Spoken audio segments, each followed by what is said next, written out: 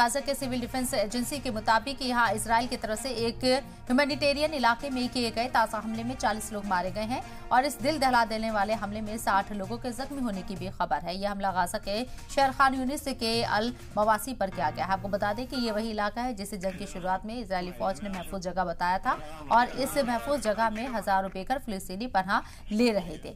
वाज़ेह हो कि ये पहली मर्तबा नहीं है जब इसराइल ने ह्यूमैनिटेरियन इलाके में हमला किया हो। इससे पहले भी इजरायली फौज ने इस इलाके और इसके आसपास कई हमले कर रखे हैं।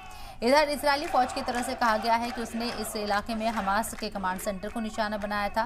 गाजा के अफसरान ने दावा किया है कि एक अल मवासी कैंप में जिसमें बेघर फिलिस्तीनी रहते हैं उस पर कम से कम 4 मिसाइलों से हमला किया गया। इस बीच यूएन चीफ एंटोनियो गुटेरेस ने इस तरह के हमलों को खत्म करने की मांग की है। एंटोनियो गुटेरेस ने दावा किया है कि ये उनके 7 साल से ज्यादा के दौर में देखी गई सबसे बुरी मौत और तबाही है।